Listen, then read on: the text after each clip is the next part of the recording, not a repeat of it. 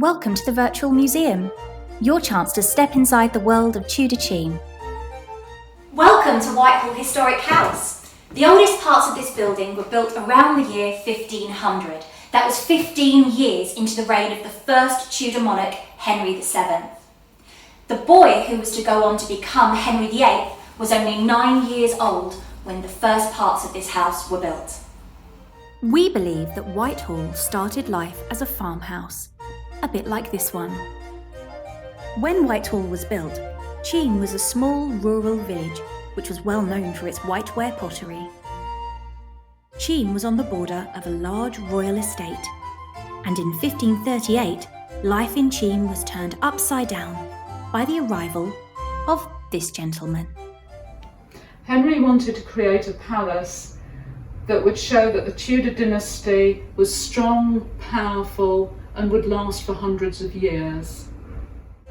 In 1538, he decided that he wanted to build a spectacular hunting lodge where he could entertain his courtiers and impress foreign visitors. This was not just going to be a cosy hunting lodge. This was going to be an opulent and decadent palace, and there would be no such palace like it. Today, we're going to be asking the question, what was so special about Nonsuch Palace?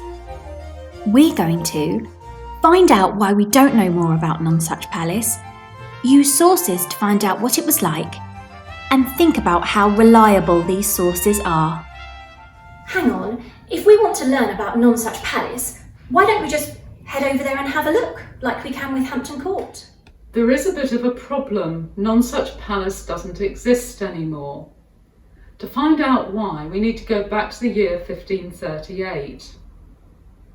On the 22nd of April 1538, Henry's craftsmen and builders started to construct the palace. Now, it took over 10 years to complete, and unfortunately for Henry, he didn't live to see it finished. So, construction on Nonsuch Palace had begun in 1538, and by 1556, Henry's daughter Mary I was on the throne. She'd decided that she had no use for her father's beautiful palace, and so she decided to sell it to a courtier called Henry Fitzalan, who was the Earl of Arundel. However, by 1682, that's less than 150 years after construction had first begun, it fell into disrepair and it was eventually sold off and demolished. The site of the palace is now in Nonsuch Park in Cheam. Do you know it? Give your teacher a thumbs up if you've ever been to Nonsuch Park. I bet you didn't realise you were walking in the footsteps of Henry VIII himself. So, if the palace isn't there anymore, how can we find out what it was like? We'll just have to be detectives. We have to look for clues to tell us what it was like. One type of clue that can tell us about the past is archaeology. The job of an archaeologist is to dig down into the ground to look for objects or artefacts that were left behind by people that lived long. As an archaeologist begins to dig down into the ground, they'll begin to find artefacts. The artefacts that are found near the top of the soil will likely be more modern finds. As they get deeper and deeper down into the ground, the artefacts they find will be older. Some of them might even be hundreds or thousands of years old. But the job of an archaeologist does not stop there. They then have to use these objects and artefacts to find clues about how people lived. An archaeologist's job is to put together these clues and try to create a picture of the places from the past and the people that lived in them. Well, that seems like it would be really useful for learning about Nonsuch Palace. Has any archaeology been done in Nonsuch Park? Yes, in 1959, an archaeologist called Martin Biddle and a local librarian called John Dent wanted to know more about the history of the palace, so they began an excavation. Over the next few months, this used 500 volunteers and archaeologists, and these are some of the things that they found. Your teacher is now going to pause this video and show you a clip from a news report from 1959. It's a really great primary source for the 1959 archaeological dig, as it shows us footage of the archaeologists at work in Nonsuch Park. They discovered the foundations of the palace. This showed us where the walls were. They discovered Nonsuch's bread oven. They also found a well that was used by the palace and lots of different types of tableware. And they also discovered the foundations of the church from Cuddington village that had been destroyed to build the palace. Let's look at what else they found with Siobhan, our collections officer. So during the excavation, large amounts of pottery were found, most of which has gone into the care of the Museum of London, who have now loaned us some items that we've got on display here in this case. These examples show us that high quality objects were used at Nonsuch, some locally produced but also many imported from different parts of Europe. This Bellarmine jug from the mid-15th century was made in Cologne in Germany. You may have spotted it in the Pathé film shown earlier. This stoneware flask was made in Martincamp in northeast France in the 16th or 17th century and would have been used for wine or water. You'll notice that it has a round base and a slightly flat side. Originally it would have been set in a plaited straw cover which would have given it a flat base and a flexible handle so that it could be carried easily. This stoneware costrel or drink bottle was made in Germany. A costrel usually has small loops through which a cord could be passed for easy carrying. The threaded tapering neck on this example suggests it originally had a screw top. High quality luxury items were also found during the excavations, including this tin glazed earthenware globular mug, which is likely to have been made in the Netherlands in the 16th century, and this tin glazed earthenware albarello. Albarellos were used to store medicinal ointments and drugs. This large example is from the second half of the 17th century. The kilns of Cheam mainly produce cooking pots, storage jars and jugs, and much of this type of domestic homeware pottery would have been used in the kitchens at Nonsuch Palace. This small pipkin cooking pot was the medieval saucepan of its day. The short handle is hollowed to allow a wooden stick to be inserted so that the hot cooking pot could be lifted on and off the fire. These chafing dishes were used for serving food at banquets to the noblemen who lived at the palace and the kings and queens who visited. The dish would have been filled with hot charcoal at the bottom, then plates of food would have been placed on top in order to keep it warm. In addition to the items that Siobhan's just told us about, archaeologists also discovered some beautiful parts of the stucco that once covered the walls of the outside of Nonsuch Palace. Looking close up at these stucco fragments, you can just see how fine the detail is. There's a hand holding a bunch of grapes, a delicate foot, a very realistic ram's head, a scroll on the top of a pillar, more fruit, and a laurel wreath. The craftsmen were incredibly skilled. Wow, thank you so much, Siobhan. It's really interesting to hear all about those amazing discoveries. Isn't it wonderful to think that they were buried deep underground for 300 years? Another type of clue that we can use to learn about Nonsuch Palace is primary sources. But what is a primary source? When we want to learn about people, places, or events from the past, we look to primary sources. They give us clues. They are documents or objects that were created in the past. They're original records that tell us about people, places, or events in the past, and they were usually produced by the people who were actually there at the time. Primary sources can include documents like birth certificates, marriage certificates, and death certificates. Other types of primary sources could be things like newspaper reports that were written by reporters who witnessed an event or who quoted people who did. They could be speeches, diaries, letters, or interviews. They could be surveys from the time, like census records. They could be photographs, videos, or audio that captured an event. They could also be drawings or paintings from the time that you're trying to learn about. All of these are really good ways of learning about the past. So, what kinds of primary sources do we have for Nonsuch Palace, and what do they tell us about it? Let's take a look. Here is an example of a primary source that tells us about Nonsuch Palace. In a moment, your teacher's going to pause the video so you can turn to your partner and discuss the source and answer these questions. Firstly, you're going to look really carefully at the source. Next, you're going to think about what sort of document you think it is. Can you read any of it? Once you've looked carefully at the source and you've decided what kind of document you think it is and you've had a go at reading some of it, you're going to take what you know about Tudor England and decide what sort of a person do you think created this. Let's see what you thought. This source is a copy of a map from 1610. It was drawn by a famous cartographer, that means a map maker, who was called John Speed. Look at it carefully. Can anyone spy Nonsuch Palace? That's right, it's in the top right-hand corner. I wonder if any of you recognised that it was a map of Surrey.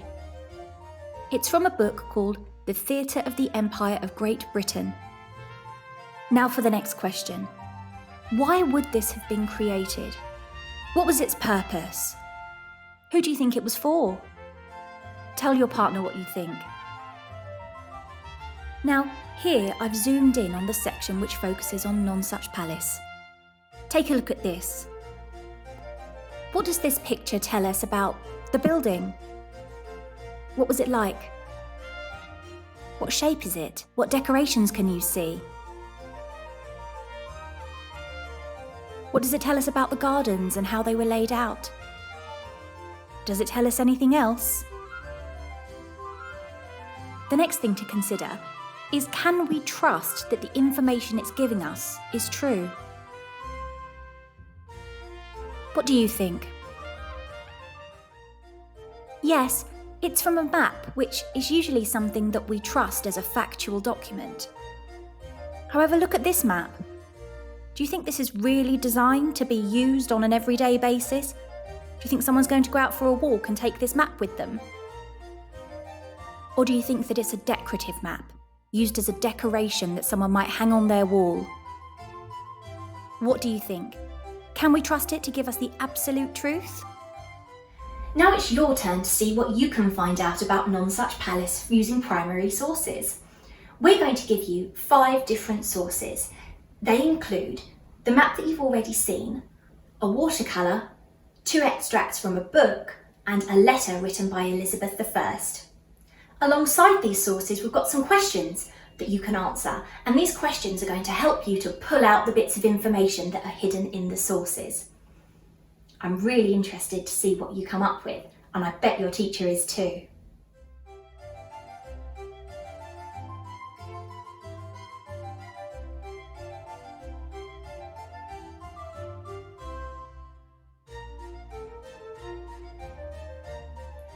Well done, everybody. What did you find out?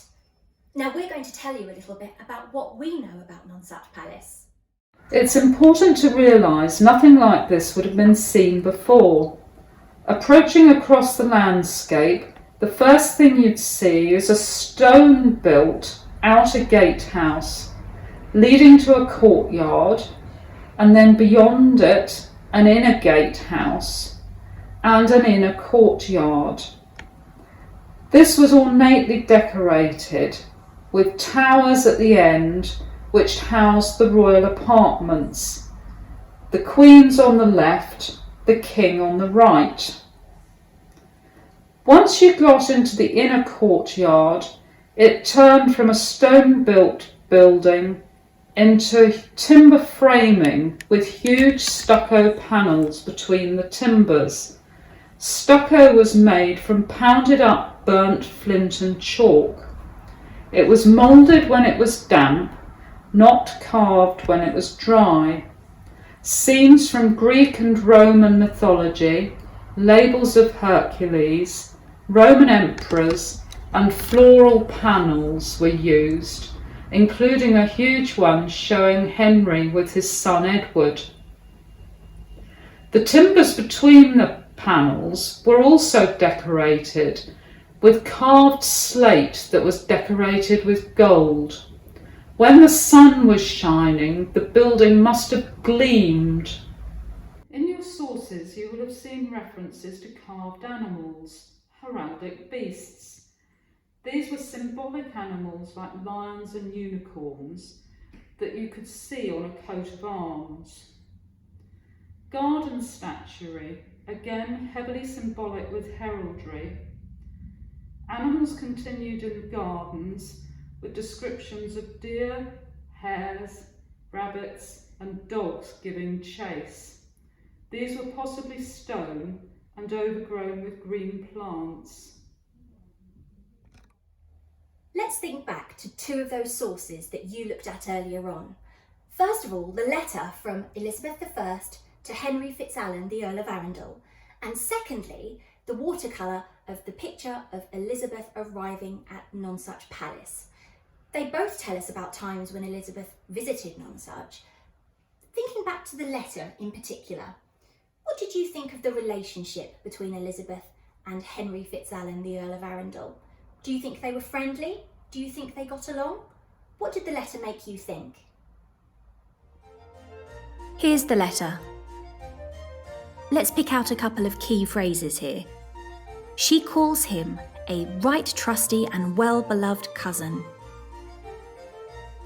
She says how happy she is that his health is better and that she hopes it continues to be better when he comes home again. She says how beautifully she's left his house and how she hopes that he'll find it pleasant when he comes home. What did you think? I think that letter makes it sound as if Elizabeth and Henry Fitzalan were very good friends. I think it makes it sound as if she was very fond of him and he was very fond of her. But we have to be careful. Just because one letter makes it seem as though they're fond of each other does not mean that she always agreed with him or he always agreed with her. It doesn't mean that they always supported each other. We need to be very careful with letters. In Tudor England, letter writing style was also very different to what we might put in an email today. And the writer of a letter would often be very praising of the person that they were writing to. It was a bit like good manners, really. In reality, historians believe that Elizabeth did not trust Henry Fitzalan. He was a Roman Catholic, unlike her, and he'd shown himself to be sneaky and untrustworthy many times before.